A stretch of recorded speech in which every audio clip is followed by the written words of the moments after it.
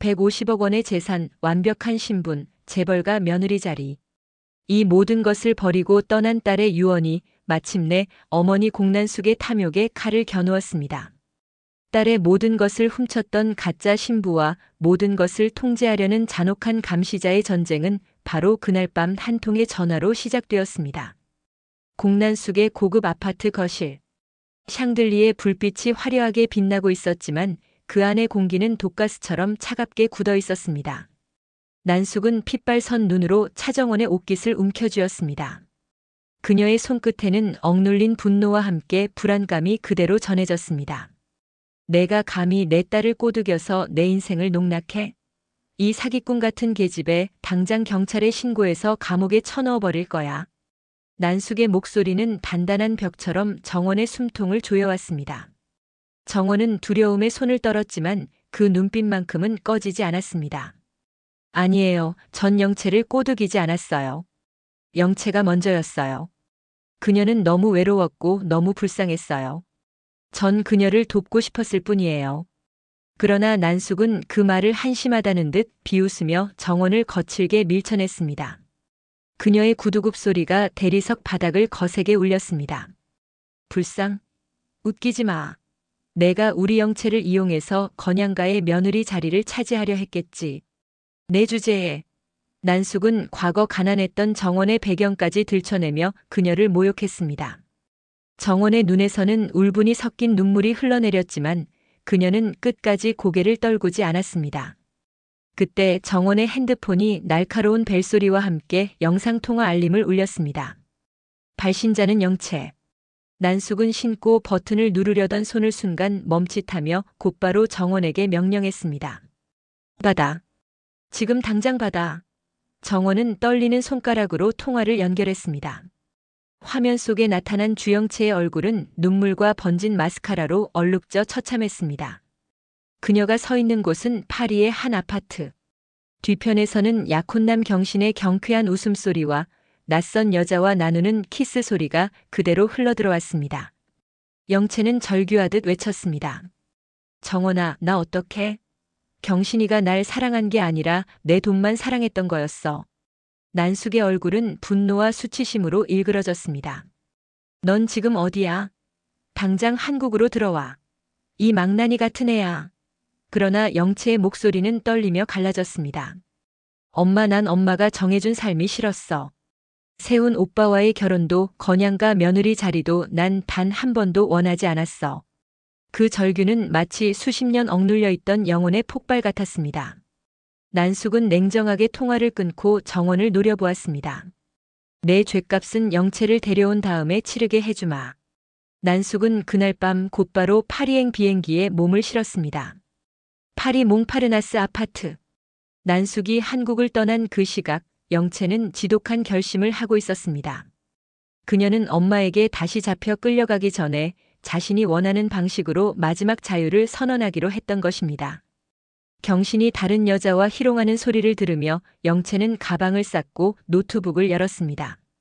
그녀는 비행기 탑승 직전 미리 작성해둔 자필 유언장을 스캔해 한국의 법무법인으로 전송했습니다. 유언장에는 본인이 의사표현 불능 상태가 될 경우 즉시 효력이 발생한다는 단서가 붙어 있었습니다. 이것은 자신의 인생 전체를 걸고 던진 어머니에게 보내는 최후의 메시지였습니다. 그러나 운명은 그녀에게 자유를 허락하지 않았습니다.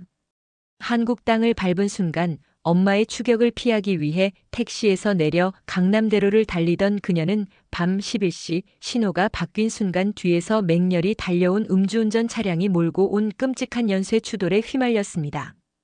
충격과 함께 모든 것이 흩어졌습니다. 서울대병원 중환자실. 붕대에 휘감겨 누워있는 딸의 모습을 본 난숙은 파리에서 곧장 날아와 그 자리에서 무너져 내렸습니다. 의사의 목소리는 냉혹했습니다. 환자는 후두부 강타로 인한 뇌출혈이 심각합니다. 현재 뇌사 직전 상태입니다. 의식이 돌아올 가능성은 매우 낮습니다. 난숙은 절규하며 바닥에 주저앉았습니다. 그때 복도에 나타난 아들 주하늘은 차갑게 어머니를 노려보았습니다. 어머니, 이게 원하신 거예요? 누나는 어머니한테서 도망치고 싶었어요. 어머니 때문에 이렇게 된 거라고요. 난숙은 아들의 비난에조차 반박할 수 없었습니다. 그 순간 법무법인 직원이 긴급 서류를 들고 병원에 도착했습니다. 주영채 씨의 유언장이 접수되었습니다. 본인이 의사표현 불능 상태가 되었으므로 즉시 집행 절차에 들어갑니다. 난숙의 얼굴은 창백하게 질렸습니다.